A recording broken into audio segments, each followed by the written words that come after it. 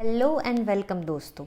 आज हम एक बहुत ही इम्पॉर्टेंट कम्युनिकेशन मॉडल को समझने वाले हैं, Shannon and Weaver model of communication, जो यूजीसी नेट पेपर 1 और मास कम्युनिकेशन दोनों के लिए काफ़ी इम्पॉर्टेंट है। तो चलिए शुरू करते हैं, लेकिन एक सिंपल सवाल से। Have you ever had a phone call where the voice was breaking और you couldn't understand the other person clearly? Yes, well, congratulations, you have already experienced noise, the key concept of this model. ये model 1949 में Shannon एक mathematician और Weaver एक scientist ने develop किया था, और मकसद क्या था? टेलीफोन और रेडियो जैसे कम्युनिकेशन सिस्टम को इम्प्रूव करना। It's like a blueprint of how a message travels from one person to another and how problems can happen during that journey. अब बात करते हैं इस मॉडल के 6 बेसिक कंपोनेंट्स की। ध्यान से सुनिएगा, एग्जाम में यहाँ से डायरेक्ट एमसीक्यू आते हैं। So first is information source, जहाँ से मैसेज ओरिजिनेट होता है, जैसे स्पीकर या writer. Second is transmitter, message को सिग्नल में कन्वर्ट करता है, जैसे माइक या फोन। चैनल, मैसेज का रास्ता, जैसे एयरवेज, पेपर या इंटरनेट। फोर्थ इज नॉइस, कोई भी डिस्टर्बेंस जो मैसेज को डिस्टॉर्ट करता है, जैसे स्टैटिक साउंड, बैकग्राउंड नॉइज या even spelling mistake in text. Fifth is receiver, जो सिग्नल को डिकोड करके मैसेज बनाता है। एंड लास्ट इज डेस्टिनेशन, जिस तक मैसेज पहुंचता है, लाइक द लिसनर और the reader. Quickly look at the features of this model.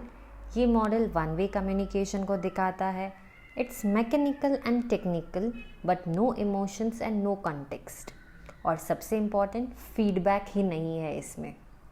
अब लिमिटेशंस क्या है? इस मॉडल में कॉन्वर्जेशन या डायलॉग का एलिमेंट मिसिंग है। ह्यूमन इमोशन, जेस्चर्स या कॉन्टेक्स्ट का कोई रोल ही नहीं है।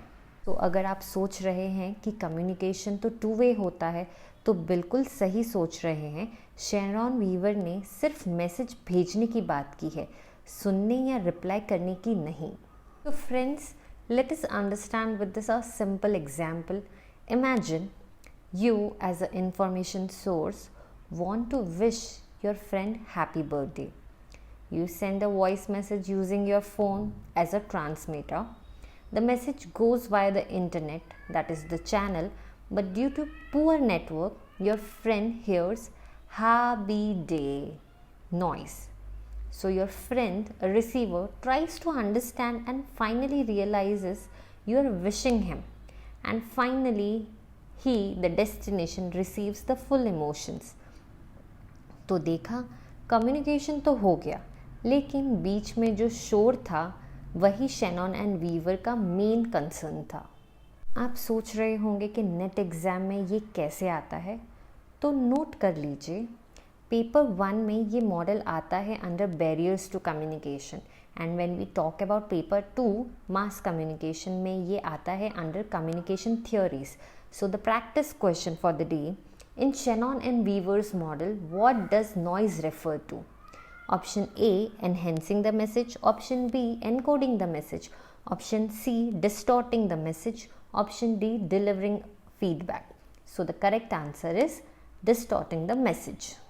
These are the few frequently asked questions. That is feedback included in this model? No, because it is a linear model. What is the major contribution? The major contribution is the concept of noise and technical precision. Why is this model considered mechanical? Yes, because it simplifies communication into a signal transmission, like a machine process lacking human emotion. तो दोस्तों, आज हमने सीखा Shannon Weaver model क्या है, उसके elements क्या है, क्या लिमिटेशंस है, और नेट एग्ज़ाम के लिए ये क्यों इम्पॉर्टेंट है।